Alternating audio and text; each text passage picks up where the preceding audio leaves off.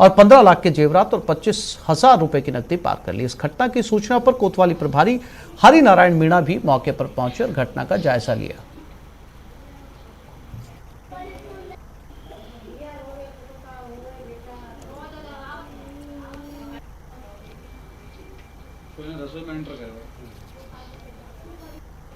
मैं आई थी, वो तो खिड़की फिड़की सब पहले हुए भाई, मैंने कि अपने हस्बैंड को फोन किया, मैं कि हमारे तो कहीं चोरी कर रहे हो, देखिए तो कच्चे सामान ना करने लगा। लगभग कितने का सामान गया चोरी? कम से कम 14-15 लाख की तो चीज नहीं है, 20-25 हजार भी और निकाल लेगा नगद। मकान का काम चल रहा है, जाके वहाँ रख रखे हमने क्या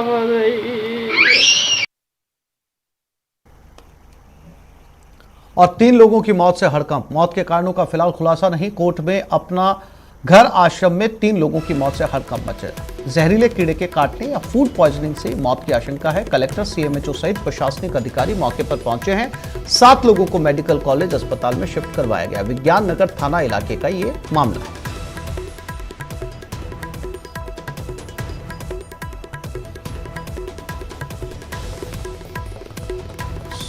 और ओम प्रकाश कोटा से हमारे साथ जुड़ गए, उनसे बात करते हैं। ओम प्रकाश, क्या कुछ जानकारी इन मौत के बारे में, और क्या डॉक्टर्स ने कुछ कहा है कि इन 3 मौतों की वजह क्या थी? देखिए, वजह अभी तक पूरी तरह से स्पष्ट तौर से कुछ नहीं कहा जा सकता, लेकिन ऐसा माना जा रहा है कि फूड पॉइजनिंग हो सकती है या किसी जहरीले जीव जंतुओं द्वारा काटने से ये मौत हो सकती है। हालांकि जिला कलेक्टर मौके पर मौजूद हैं और जो मेडिकल कॉलेज के प्राचार्य, सीएमएचओ सहित चिकित्सा विभाग की टीम मौजूद है और इनके अलावा भी कई लोगों की हालत गंभीर है। 7 लोगों को फिलहाल मेडिकल कॉलेज अस्पताल में शिफ्ट करवाया जा रहा है। 3 लोगों की जिनकी मौत हुई है उनकी उम्र 60 से नीचे यानी 40 से 60 वर्ष के हैं, यानी कि बहुत ज्यादा बुजुर्ग भी उनको नहीं कहा जा सकता। तो पूरा हड़कंप मचा हुआ अपना घर आश्रम में, जहां 265 से अधिक लोगों का निवास रहता है। जो लावारिस लोग रहते हैं, जिनके माता पिता उनको छोड़ देते हैं, या जो जिनकी आर्थिक रूप से स्थिति बहुत कमजोर होती है, जो सड़कों पे निवास करते हैं, ऐसे लोगों को रेस्क्यू करके वहां सामाजिक संस्था द्वारा के सहयोग से उनकी देखरेख की जाती है और उनको वहां रखा जाता है। उनको खाना पीना रहना सभी फ्री सुविधाएं उपलब्ध करवाई जाती है। और वहां उन लोगों की अचानक एकदम से 3 लोगों की मौत होने से पूरा यूं समझ कहा जा सकता कि हड़कंप मचा हुआ है। पूरी पुलिस व प्रशासनिक अधिकारियों की टीम मौके पर है। जो मौत के कारण है उनके बारे में पूरी तरह से ये कहा जा सकता कि चिकित्सा विभाग की टीम जानकारी जुटाने में जुटी हुई है। और जो गंभीर है, जिनकी हालत गंभीर है, उनको मेडिकल कॉलेज में शिफ्ट करवाया जा रहा है। चिकित्सा विभाग की जो टीमें हैं उन संदिग्ध लोगों को भी जिनकी कुछ हालत नॉर्मल है उनको भी मेडिसिन देकर ये कहा जा सकता है कि स्थिति को संभालने में जुटी हुई है। फिलहाल ये कहा जा सकता है कि पूरी पुलिस वो प्रशासनिक महकमा वहां मौजूद है, अधिकारियों की टीम मौजूद है। हड़कंप सा मचा हुआ है कि 3 लोगों की, हालांकि रूटीन में कहा जा सकता है कि सप्ताह में एक आधा दिन ऐसा आता है जब 1 या 2 व्यक्ति की मौत हो जाती है, लेकिन एक ही दिन में जब 3 व्यक्ति की मौत हो जाती है, जब लोगों की मौत हो जाती है, तो निश्चित रूप से वही कई बड़े सवाल आश्रम पे भी खड़े होते हैं। और उसी के लिए वह जिला कलेक्टर तत्काल मौके पर पहुंचे हैं। मेडिकल कॉलेज के प्राचार्य सहित चिकित्सा विभाग की जो टीमें हैं वो एक लोगों के सैंपल ले रही है, जांच करने में जुटी हुई है। यदि ऐसा भी अंदेशा जताया जा रहा है कि यदि कोई जहरीला कीड़ा है तो वो कहां से आया, क्या हो सकता है, किन किन लोगों ने कौन सा प्रकाश, लेकिन ये बात तो पोस्टमार्टम में साफ हो जाएगी ना, जब तीनों का पोस्टमार्टम रिपोर्ट सामने आएगी। जी, अभी पोस्टमार्टम की रिपोर्ट सामने नहीं, पोस्टमार्टम की प्रक्रिया पूरी नहीं की है, लेकिन जिन लोगों की हालत गंभीर है उनके बारे में भी ये जानकारी जुटाने का प्रयास किया जा रहा है और उनको उस आधार पे मेडिसिन दी जा रही है। लेकिन इतना कहा जा सकता है कि एक ही दिन में एक ही आश्रम में 3 लोगों की जो मौत है, उनके बाद पूरा प्रशासनिक महकमे में हड़कंप मचा हुआ है। इसीलिए पुलिस व प्रशासनिक अधिकारी मौके पर पहुंचे हुए और पूरे जांच के कारणों को जुटाने का प्रयास ये किया जा रहा है। ये विज्ञान नगर थाना इलाके का मामला है। हालांकि वहां एम्बुलेंस से बुलाई गई है, चिकित्सा विभाग की टीम के साथ मेडिकल कॉलेज और एमबीएस में भी शिफ्ट किया जा रहा है। और जो मेडिकल कॉलेज के जो चिकित्सा विभाग की टीम है वहां उनको अलर्ट कर दिया गया है कि यहाँ से जो भी जिन लोगों को शिफ्ट किया जा रहा है जी, जानकारी के लिए आपका धन्यवाद।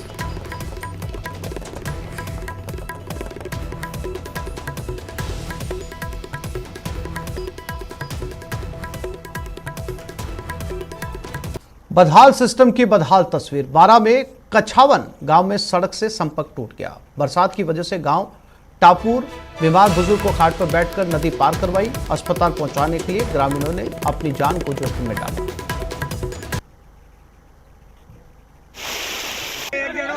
तो बरसात की वजह से गांव टापू में तब्दील हो चुके हैं। ये गांव की तस्वीरें हैं। सड़क से संपर्क टूट चुका है। अब अंदाजा लगाइए कि अगर इस गांव के अंदर कोई बीमार होता है, किसी को मेडिकल इमरजेंसी की जरूरत पड़ती है, तो इस तरीके से उसे शहर पहुंचाया जाता है, सड़क के पार पहुंचाया जाता है, क्योंकि और कोई दूसरा रास्ता ही नहीं है। ये बीमार हैं जिन्हें एक चारपाई के जरिए नाव की शक्ल के अंदर बाहर निकाला जा रहा है ताकि इन्हें इलाज मिल सके। ये बारां जिले की तस्वीरें हैं जहां पर भारी बरसात की वजह से गांव टापू में तब्दील हो चुके हैं। अब ये गांव वालों का सिरदर्द है कि वो किस तरीके से शहर में इलाज करवाने के लिए पहुंचते हैं। यहां पर किसी तरह की कोई रेस्क्यू टीम, प्रशासन नजर नहीं आ रहा। या साफ तौर पर कहें तो सिर्फ टापू के जो है वो इस मंजर के अंदर गांव वालों को भगवान भरोसे छोड़ दिया गया है।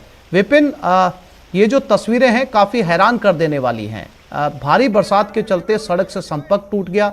गांव वाले खुद अपने आप से जो है मरीजों को शहर तक ले जाने की कोशिश कर रहे हैं। क्या प्रशासन का कोई नुमाइंदा वहां पर पहुंचा गांव वालों की सुध लेने के लिए, या भगवान भरोसे छोड़ दिया गया है?